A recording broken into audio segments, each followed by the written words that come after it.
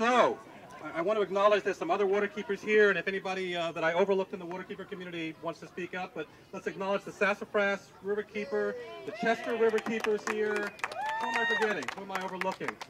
Severn. Oh, forgive me, Severn. We got to save the best for last. We're in his watershed. We got to give him a shot. Otherwise, he'll arrest us, right? Yes, I am the final speaker. You'll be happy to hear. And with me is Lauren Morrell, who's our Severn Riverkeeper student representative. Come on up, Lauren. It's very ironic that we're here in Annapolis. This, by the way, is my body of water to take care of. And the one thing I would like everybody to pay attention to is that 95% of all the legislators who come here to Annapolis to pass legislation, if you look at their literature, you look at their brochures, you listen to their campaign speeches, what do they all promise? They promise to protect and restore this national treasure, which our good president declared a national treasure. They promised to protect our waterways, to pass legislation. What happened to those promises? And where are the citizenry calling their legislative representatives to say, you made these promises, how did you vote? What did you propose to do to protect our waterways? I'm an older guy, and this river right here is my river. But we're here doing the work we're doing, Lauren and I, and many of the members of the Severn Riverkeeper program. We're here to do it for the next generation.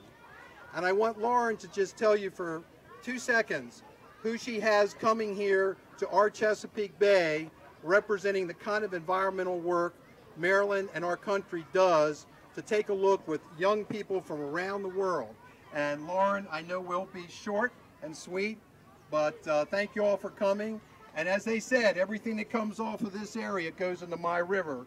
And the stormwater and the septic overflows are killing that river. Thank you for coming. Thank you, Fred.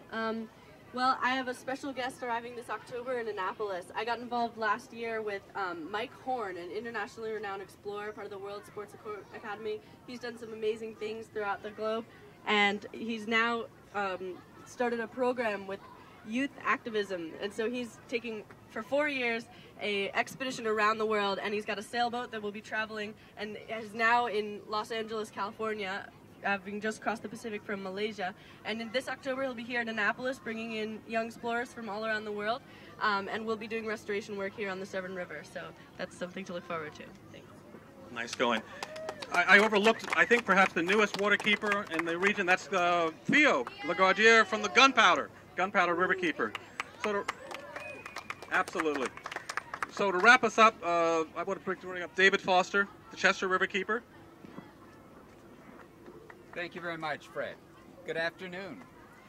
I'm the riverkeeper on the Chester River. This is over on the eastern shore, a small but very beautiful river there. And I also want to point out that just as other visitors are coming to Annapolis, there's an international conference in Baltimore this summer, and people are coming from all over the world to share information on how they manage inland seas, how we manage water. And they're going to be coming to Maryland to see precisely how we're doing.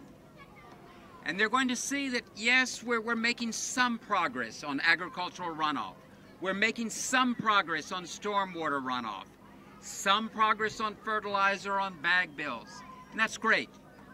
But one area we're not making progress, and we're actually moving backwards, and the single fastest growing source of nitrogen pollution into the river is from septic systems. And you know, it's kind of easy to point the finger at the farmer or the factory or the municipality. We often forget that we as individuals homeowners, have a real responsibility to control our own waste. There's proven technology now that will reduce the nitrogen from septic systems by over 50%. That technology is available. It will enhance the value of the homes. It will provide employment, and it will improve the environment. I think if we want to search for common ground amongst all of us, people from all different backgrounds, all different parts of the community, if we really want to search for common ground, we should look to the water. Thank you. Good job. So there you have it. The Waterkeepers, the eyes, ears, and voices of our communities. We want action now. These are serious problems. We don't want to chip away at them. We don't want incremental solutions. We want a legislature that is prepared to take serious, courageous, and bold action to solve problems that threaten the life and quality of life for all of us here. Any questions? Tonight there is a free lecture at Quiet Waters Park. Former Senator Gerald Weingrad will be speaking about the 25-step action plan and what Maryland legislators can do to take bolder action. You know, we had a big environmental agenda this year, and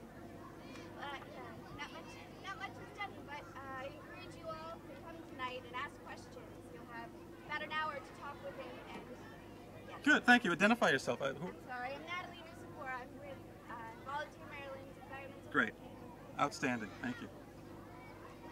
Questions? Okay, well, each of the keepers and their staff available if you want to do one-on-one with them, and we thank you for coming.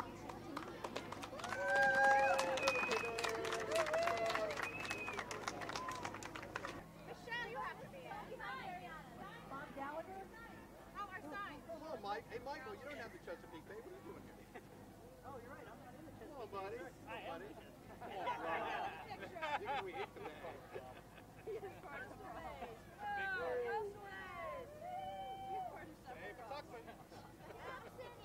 like a groundhog. Yeah.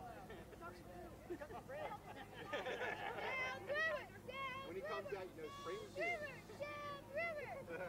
And we got it, guys? We got it? Joe, we good? We got it. Thanks, everybody. Get a shot, Joe? Okay.